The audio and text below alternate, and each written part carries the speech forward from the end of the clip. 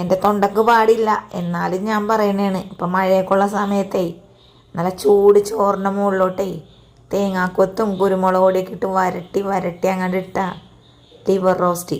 അതിൻ്റെ സൈഡിൽ വേണമെങ്കിൽ കുറച്ച് നമ്മൾ അന്ന് ഉണ്ടാക്കിയ പുളിശ്ശേരി ഇല്ലേ, എളുപ്പത്തിൽ ഉണ്ടാക്കാൻ പറ്റിയ അതും കൂടി കൂട്ടി പിടിച്ചോ, എന്നാലും നല്ലതായിരിക്കും. അപ്പം ഉണ്ടാക്കി കഴിച്ചാലോ അല്ലേ. അതും പറഞ്ഞ് മഴയുള്ള സമയത്ത് മാത്രമല്ല കേട്ടോ, അല്ലാത്ത സമയത്തും കഴിക്കാം. ഞാൻ പിന്നെ ഒന്ന് ഉളത്തി പറഞ്ഞതേ ഉള്ളൂ.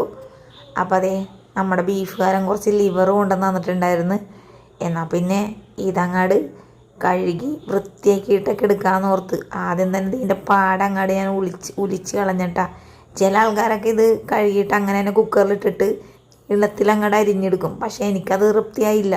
ഞാൻ എന്ത് ചെയ്ത് ഇതെല്ലാം ഒലിച്ച് കഴിഞ്ഞ ശേഷം കട്ട് ചെയ്തിട്ടാണ് നന്നായിട്ട് കഴുകി വൃത്തിയാക്കിയിട്ട് കുക്കറിലേക്ക് ഇട്ട് കൊടുത്ത്. എന്തോരം ചോരമയോണെന്നറിയാമോ ഇതിന്. കുറേ പാട് വെട്ടിട്ടാണ് ഇത് കഴുകാനും വൃത്തിയാക്കാനും.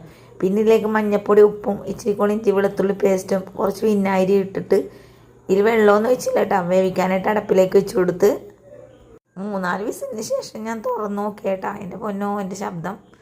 അപ്പോൾ തുറന്നു നോക്കിയപ്പോഴേ സാധനം വെന്തിട്ടുണ്ടായിരുന്നു. പിന്നെ കുറച്ച് വെള്ളമുണ്ട്, അതൊക്കെ കുഴപ്പമില്ല. റോസ്റ്റാക്കിയല്ലേ നമ്മൾ എടുക്കണേന്ന് ഓർത്തിട്ടാ. ഉരുളി വെച്ച് കുറച്ച് വെളിച്ചെണ്ണ ഒഴിച്ച് പട്ടയും ഏലക്കയും ഗ്രാമ്പും ഇട്ട് കൊടുത്തിട്ടുണ്ട്. ഇനി നമ്മൾ ഇതിലേക്കില്ലേ ഇഞ്ചിയും വെളുത്തുള്ളിയും അരിഞ്ഞതാണ് കേട്ടോ ചേർത്ത് കൊടുത്തേക്കണത്. ഈ ശബ്ദത്തിൽ എല്ലാവർക്കും മനസ്സിലാകണ്ടെന്ന് വിചാരിക്കണം. കുറച്ച് ദിവസത്തേക്ക് ഇതൊക്കെ തന്നെ ആയിരിക്കും ശബ്ദം. പെട്ടെന്ന് മാറാൻ എല്ലാവരും പ്രാർത്ഥിക്കണം. ഇനി ഞാൻ അതൊക്കെ വാങ്ങിട്ട് വന്നപ്പോഴേക്കും ഇതിലേക്ക് ഒരു 3 സവാള അരിഞ്ഞത് ഇട്ട് കൊടുത്ത്, ഒരു 10 പച്ചമുളക് ചെറുതായിട്ട് അരിഞ്ഞതും കുറച്ച് തേങ്ങാക്കൊത്തും കറിവേപ്പിലയും ചേർത്ത് കൊടുത്ത്, എന്നിട്ട് എല്ലാം കൂടി ഒന്ന് നന്നായിട്ട് വഴറ്റി കൊടുത്ത്. ഞാനിതിൽ തക്കാളിയൊന്നും ചേർക്കല്ല കേട്ടോ. 3 ടേബിൾ സ്പൂണോളം കുരുമുളക് പൊടി എടുത്തിട്ടുണ്ട്. ഇപ്പോഴത്തെ കുരുമുളക് പൊടിക്ക് അധികം എരിവില്ല, അതുകൊണ്ടിട്ട് 3 ടേബിൾ സ്പൂൺ ഇട്ട് 2 ടേബിൾ സ്പൂൺ മീറ്റ് മസാലയും കുറച്ച് ഗരം മസാലയും ചേർത്ത് കൊടുത്തതിന് ശേഷം എല്ലാം കൂടി ഇളക്കി കൂട്ടി മൂപ്പിച്ചെടുത്തിട്ടാണ് വേവിച്ച് വെച്ചേക്കണ ലിവറും കൂടി ചേർത്ത് കൊടുത്തത്. പല നാട്ടിലും പല ടേസ്റ്റിലൊക്കെ ആയിരിക്കും ലിവർ റോസ്റ്റ് ഉണ്ടാക്കണം. ഞാനിപ്പോൾ ഇത് എൻ്റേതായ രീതിയിലാണ് ഇത് ലിവർ റോസ്റ്റ് ഉണ്ടാക്കണത്.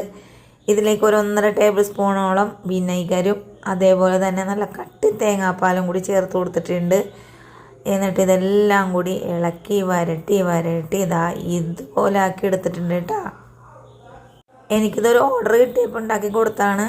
ഇനി എന്തെങ്കിലുമൊക്കെ വേണമെന്നുള്ള ആൾക്കാർ എന്നെക്കൊണ്ട് അറിയാവുന്ന സാധനങ്ങളൊക്കെ ഉണ്ടാക്കി ഞാൻ കൊടുക്കുന്നതാണ്.